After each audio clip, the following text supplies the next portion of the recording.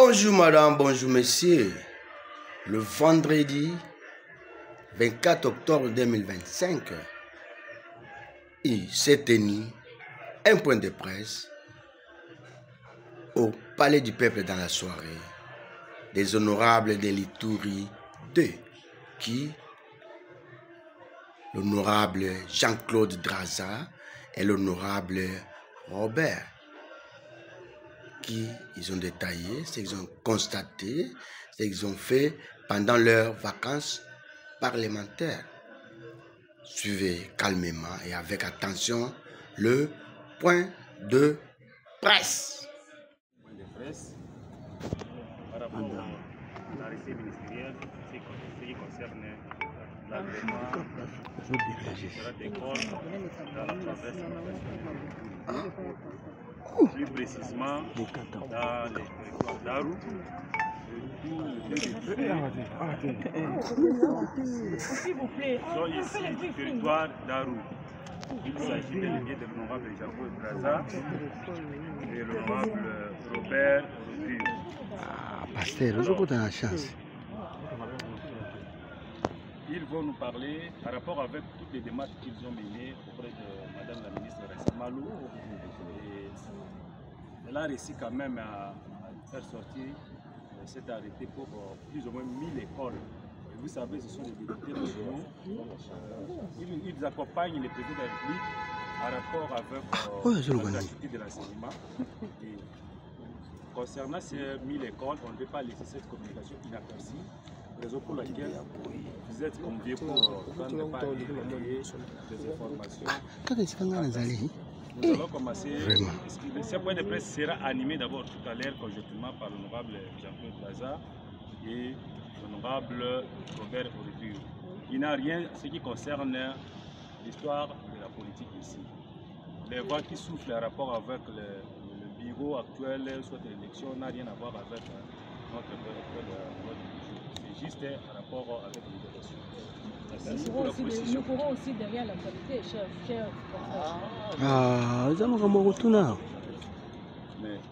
Merci beaucoup.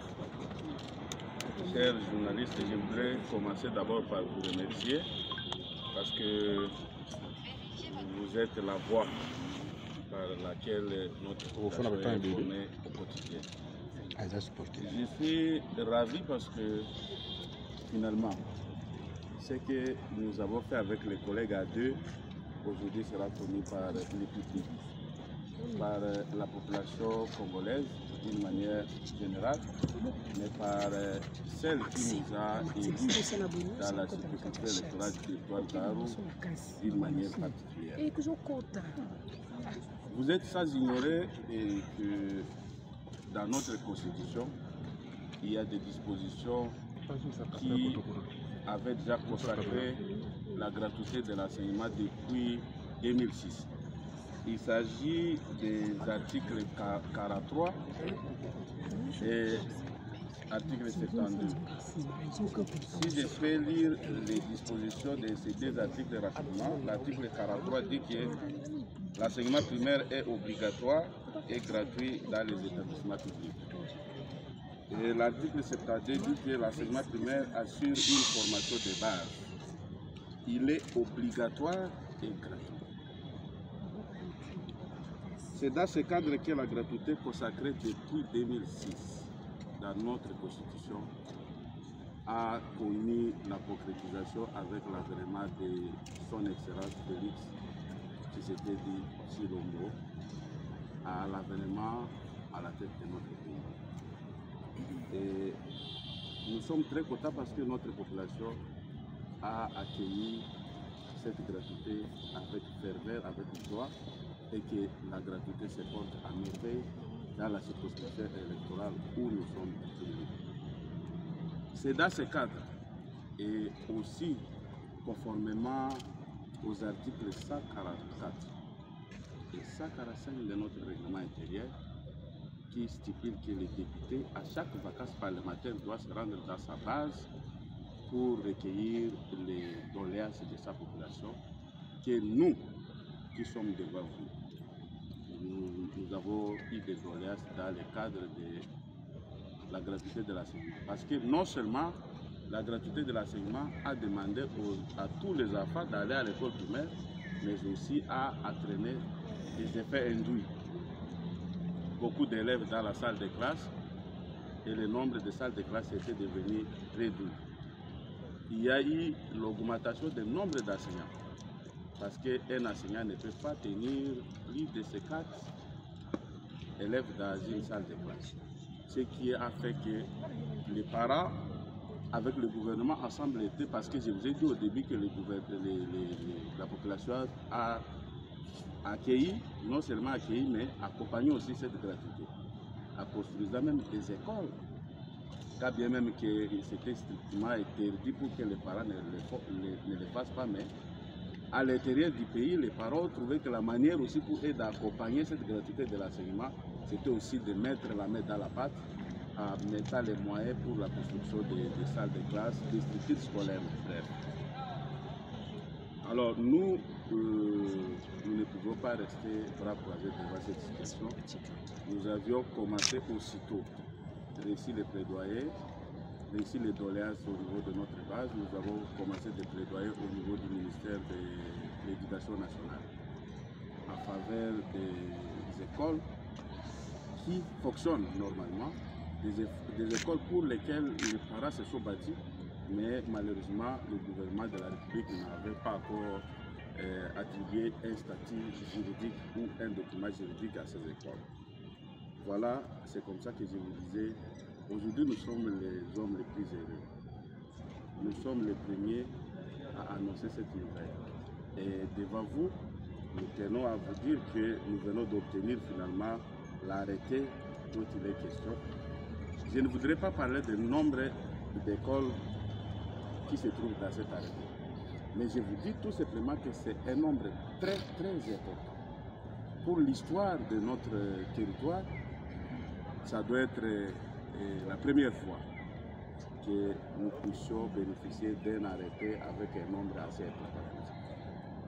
Et c'est l'arrêté ministériel numéro Mineduc 4126/2025 du 20 octobre 2025 portant régularisation de la situation administrative des établissements publics d'enseignement maternel, primaire, secondaire et technique dans la province éducationnelle du Tour 2, province de Litour.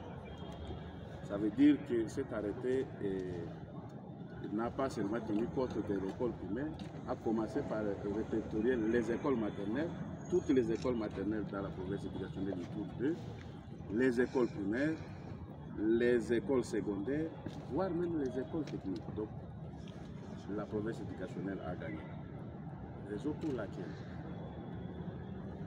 au nom des électeurs qui nous ont envoyés, au nom de la province éducationnelle du Tour 2, nous tenons à présenter nos sincères remerciements au président de la République qui est l'initiateur de la gratuité de l'enseignement. Parce que n'eût été sa bonne volonté, nous ne pouvions pas, n'est-ce pas, arriver à la concrétisation de cette gratuité. Mais aussi parce que lui, il est l'initiateur, il y a un architecte.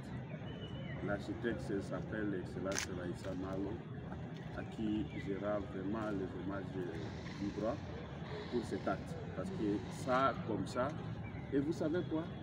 La notification de cet arrêté a été signée aujourd'hui, quelques heures avant ce point de presse. Alors que l'arrêté ici a été signé le 20 octobre. Donc aujourd'hui nous sommes le 24, il y a de cela 4 jours. Vous voyez la rapidité et la confiance, non seulement la confiance, mais aussi le crédit qu'on a accordé à cette démarche que nous avons menée. Nous sommes très reconnaissants et nous resterons très reconnaissants envers le président de la République et le gouvernement, parce que ça fait partie du gouvernement dirigé par Excellence Soudinois, mais aussi nous invitons ici toute notre population qui déjà avait accueilli la gratuité de l'enseignement et qui commençait déjà à soutenir et continuer à soutenir la gratuité de l'enseignement parce que c'est pour les bienfaits de nos enfants. c'est pour les bienfaits de la génération future. Ceux qui sont aujourd'hui vont passer parce que cet arrêté ne va pas s'expirer aujourd'hui. Mais les gens qui vont venir après, même pendant que nous serons morts, ils vont trouver ces écoles-là et puis ces affaires-là, ils vont bénéficier de ces écoles. Donc, nous sommes les hommes les plus heureux aujourd'hui pour pouvoir obtenir ça à faveur de notre circonscription électorale.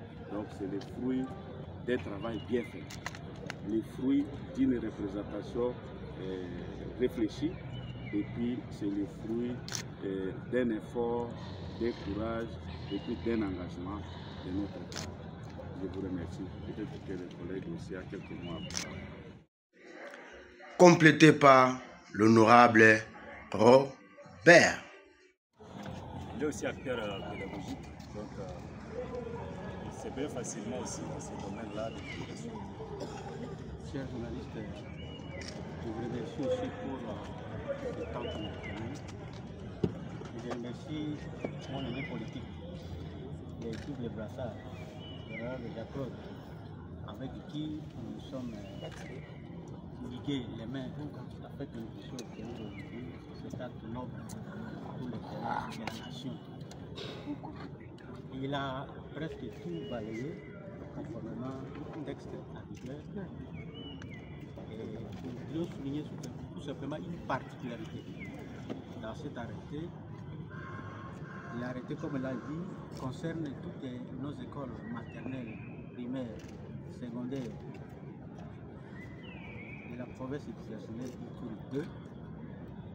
Mais aussi, il y a une particularité dans la deuxième partie de l'arrêté, l'arrêté numéro 125, qui concerne des écoles depuis l'époque coloniale, qui n'ont eu jamais l'arrêté. Donc ce sont des écoles mécanisées, payées par l'État, mais sans arrêt. Aujourd'hui, nous sommes heureux de constater que c'est Madame la ministre d'État, qui est la énième ministre, aujourd'hui reconnaît ces écoles officiellement par un acte juridique. C'est vraiment notre satisfaction aussi, d'une façon particulière, à elle et même au chef de l'État pour la matérialisation de sa vision à travers cet acte juridique qui est l'arrêté pour notre territoire et en général pour notre province, pour la nation en tout entier. La jeunesse étant l'avenir de demain, c'est la promotion à travers cet acte, c'est la promotion de la jeunesse. Les futurs cadres du pays proviendront de ces établissements publics reconnus.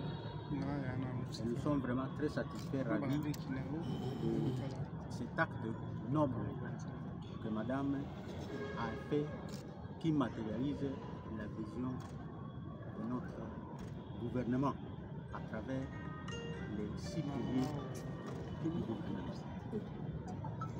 Nous remercions également les équipes, tant du niveau provincial que du niveau national, qui ont contribué pour que nous puissions avoir cet acte, ce fruit devant nous. Et notamment, nous citons les provinces de notre province éducationnelle du Tour 2, qui a voulu bien concrétiser, affirmer l'existence de toutes ces écoles qui sont reconnues par cet acte que nous avons devant nous. En tout cas, sincèrement, nous ne pouvons qu'ajouter ces petits mots de particularité à travers cet acte qui est un acte de grande envergure. Et donc nous réitérons encore une fois de plus nos remerciements à la ministre de l'État et aussi au chef de l'État pour avoir placé Madame la ministre à ce poste qui a fait qu'aujourd'hui nous puissions obtenir un acte de grande valeur. Voilà, c'est par ce mot-là aussi que je vais aussi m'arrêter et nous vous remercions ici. Abonnez-vous massivement à notre chaîne en ligne sur YouTube, à Mourata TV officiel, vous ne serez jamais déçus. vous serez mieux servi au niveau. Il ne faut pas traîner les pas. Votre chaîne est à votre disposition. Merci.